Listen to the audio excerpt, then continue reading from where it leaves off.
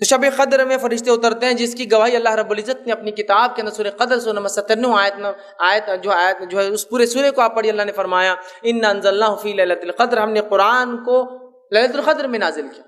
وما ادراک ما لیلۃ القدر، اور مسلمانوں کیا چیز ہے جو تمہیں سمجھائے لیلۃ القدر کیا ہے؟ لیلۃ القدر خیر من الف شہر، بس تمہاری عقلوں کو اتنی بات تو ضرور سمجھ میں آ جائیں گے اور اتنا کافی ہے تمہاری سمجھ کے لیے، 1000 مہینوں سے افضل یہ رات ہے۔ تنزل الملائکۃ والروح، اور اترتے ہیں اس رات فرشتے اور جبرائیل، یاد رکھیے، اور جبرائیل علیہ السلام کا ایک نام کیا ہے معلوم آپ کو؟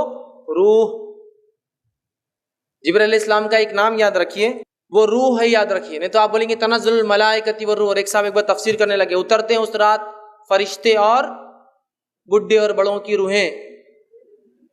ملائکہ الگ ہے نا اور روح الگ ہے، تو پھر صحیح بات ہے نا۔ تو یاد رکھیے یہاں روح سے مراد جبرائیل علیہ السلام ہے، روح الامین بھی ان کا ایک نام ہے، جبرائیل بھی ان کا ایک نام ہے، جبریل بھی ان کا ایک نام ہے، ٹھیک ہے؟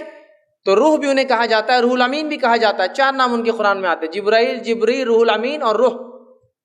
تو اترتے ہیں اس رات جبرائیل، سردار فرشتوں کے وہ، اور ساتھ میں پورے لے کر، اور جو ہے وہ رات اتنے فرشتے اترتے ہیں کہ مسند احمد کی روایت میں آپ سے فرماتے ہیں اس مبارک رات قدر کے اندر فرشتے اتنے نازل ہوتے ہیں جیسے دنیا میں کنکر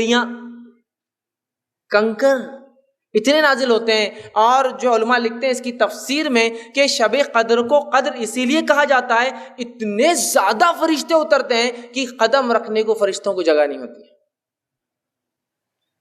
اب اس رات کو بھی کیسے مناتے اور کیا حال ہے ہمارا، مجھے زیادہ بولنے کی ضرورت نہیں ہے۔ پہلے تو 5 میں سے 1 ہے، تو اپنے لیے تو 1 ہی فکس ہے پہلے سے۔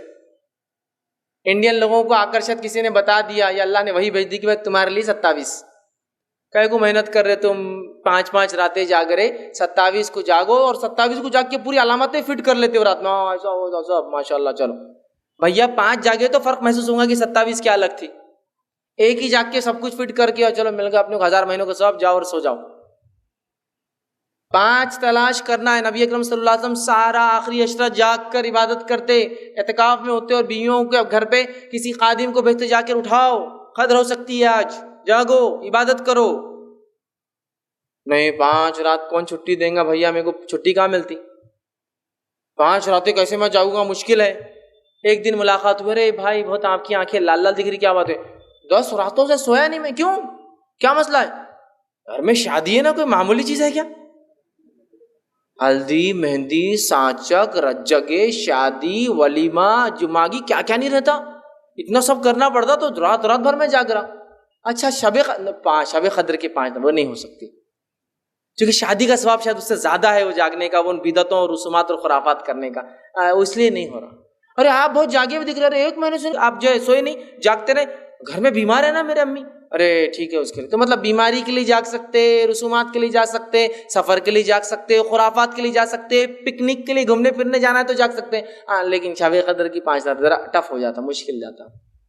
اس دن بزنس ڈوبتا ہوا نظر آتا، باس چڑھتا ہوا نظر آتا، نوکری جانے کا ڈر لگتا، باقی جگہ نہیں ہوتا، باقی جگہ نہیں ہوتا سب۔